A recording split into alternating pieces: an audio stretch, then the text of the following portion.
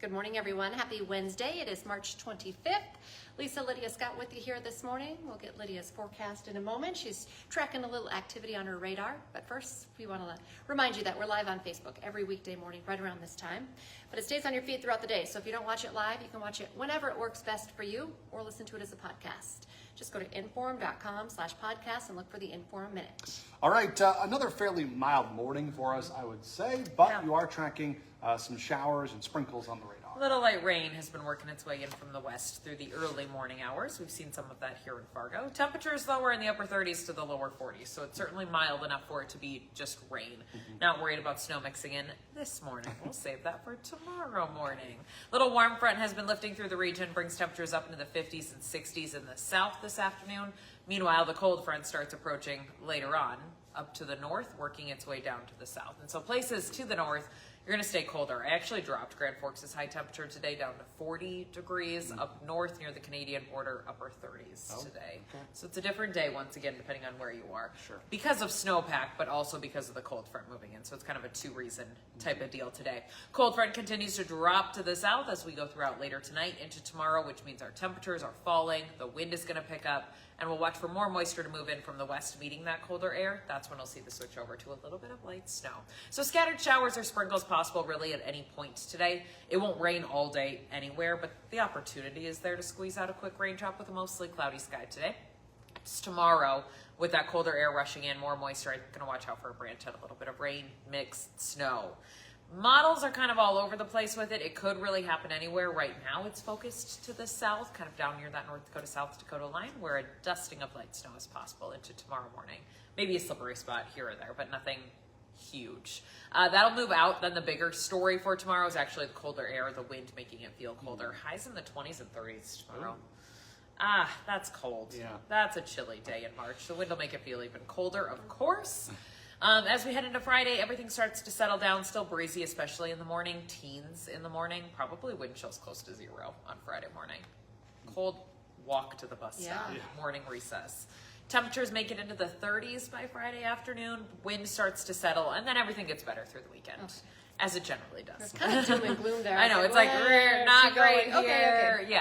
Yeah. Saturday, 40s, 50s, mostly sunny to partly cloudy sky. Sunday, 50s to 60s. Nice. So looking good on Sunday. I think quite a bit of sunshine for Sunday. Nice. Next week, the ups and downs continue because it is just spring after all. We'll watch for highs to fall down into the 30s by the middle of the week and another chance at rain or snow. Okay. I think that's it. Thanks, guys. Thanks, Lydia. Okay, this morning, new unsealed warrants are giving us new details into the investigation of Joshua Haidt. He's accused of murdering and dismembering the body of his girlfriend, Isadora Wengel. She went missing in early January. Haidt was arrested on February 10th, more than a month later.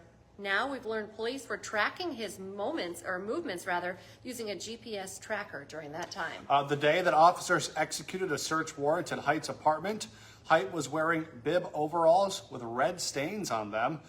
That did test positive for blood. That same day, investigators interviewed a neighbor who said he heard loud banging noises for about 40 minutes early on the morning of January 5th, followed by what sounded like something being dragged down the stairs. That's the same time frame that investigators believe Wengel's body may have been dismembered. Now, police are still asking for help finding the 27-gallon tote that they believe contains evidence. Haidt remains in the Cass County Jail on $5 million bond. And of course, we'll continue following that story very closely. All right, police Fargo woman, I should say, has been arrested after a rollover crash near Veterans Boulevard. 28-year-old Chuchu Bala is now facing DUI charges after West Fargo police responded to that rollover crash early on Tuesday morning. The vehicle was on its side in the median when officers arrived. The passenger told police that Bala was driving in the wrong lane at high speeds. Both of them were taken to the hospital for non-life-threatening injuries. Bala will be arraigned this afternoon. A West Fargo man is in court today facing child sex crime charges. The National Center for Missing and Exploited Children says a tip led to the arrest of Michael Walcott. He pleaded not guilty to all 10 felonies in October. He'll be in court at 9 this morning in Cass County. Fargo's superintendent is asking the school board to freeze his salary as the district prepares to make $5 million in budget cuts. The change to Corey Steiner's contract will save the district $5,000. An ad hoc committee will look to formalize that move in the coming weeks, and there will also be more budget talks soon to come as well. Senators are close to a deal to fund TSA and end the Homeland Security shutdown. Senate Republicans have agreed to fund TSA and every agency inside Homeland Security except for immigration enforcement. Majority Leader John Thune says the deal is essentially what Democrats are asking for. However, the Senate deal could still face an uphill battle in the House. Today on Hot Mic with Don Izzo, Henning has been the top team in Class A basketball all season. Today, the Hornets head for Minneapolis and the state tournament. We'll check in with them before their tournament opener. Plus, the Gopher women are still playing in the Sweet 16 for the first time in 20 years. How Minnesota is preparing for top-ranked UCLA. Hot Mic is live from 9 to 11 on WDAY Extra and Inforum.com. And now's a great time to get that Inforum.com subscription, your all-access pass to all of these news, weather, and sports headlines. 99 cents a month for your first 3 months. Just go to Inforum.com/subscribe to check out the deals. Be sure to join us on air for the rest of our newscast today. Our next one's 11 o'clock, then 4, 5, 6, 9, and 10.